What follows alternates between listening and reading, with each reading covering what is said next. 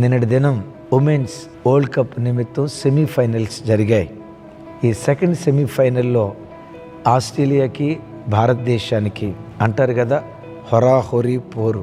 కానీ అద్భుతం, మన భరత గడ్డలో బ్రతుకుతున్న ప్రతి భారత వీర వనిత అద్భుతంగా ఆడారు. వారితో పాటు ఓ యవ్వన అమ్మాయి, చిన్న అమ్మాయి అద్భుతంగా ఆడి తనొక్కతే సెంచరీ చేసి ఆల్మోస్ట్ 127 పరుగులు చేసి నాటౌట్గా నిలిచింది.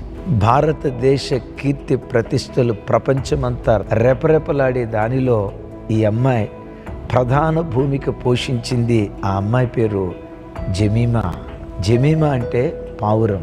ఏంటి జమీమా అనే పేరు ఈ అమ్మాయి పెట్టుకుంది? యేసుప్రభు తెలుసా అని అనుకుంటున్నారా? వారి తండ్రి గారు ఎవాంజలిస్ట్. ముంబై ఆ ప్రాంతాల్లో ఎన్నో సువార్త సభలు ఆయన ఏర్పాటు చేశారు. ఆ తండ్రి పేరు ఎవాన్. ఆ భక్తి కలిగిన తల్లిదండ్రులకు పుట్టిన బిడ్డే జమీమా.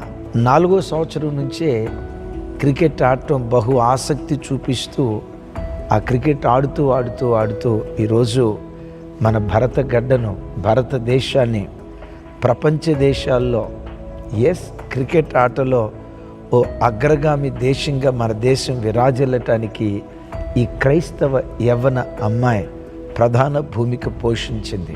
ఈ యవ్వన అమ్మాయి ఇంత అద్భుతంగా ఆటాడితే మొత్తానికి ఇంటర్వ్యూ చేసేవాళ్ళు ఆ అమ్మాయిని ఇంటర్వ్యూ చేశారు. అమ్మా, నీ విజయానికి కారణం ఏంటి?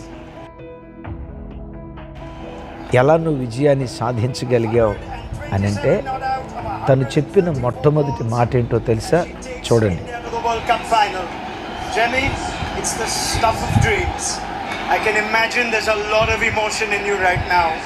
What are your first thoughts? Firstly, I want to thank Jesus because I couldn't do this on my own. I know He carried me through today. I want to thank my mom, my dad, my coach and every single person who just believed in me throughout this time. మొట్టమొదట యేసుక్రీస్తుకు నా thanks. ఆ తర్వాత మా father and mother, coach, నా భారత ప్రజలకు, నన్ను నమ్మిన నా దేశస్తులకు కృతజ్ఞతలని తను మొట్టమొదట ఎవరికి థ్యాంక్స్ చెప్పిందో తెలుసా? తన విజయ రథ సారథి నజరేయుడైన యేసు క్రీస్తు ప్రభువారు. క్రైస్తవ జనమ, ప్రపంచ మీడియా అంతా చూస్తుంటుండగా తన దేవునిని ఘనపరచటం మానలేదు.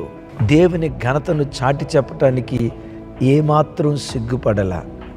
లేఖనాల్లో మీరు ఎరుగుదురు కదా, నన్ను ఘనపరుచు వారిని నేను ఘనపరుస్తా.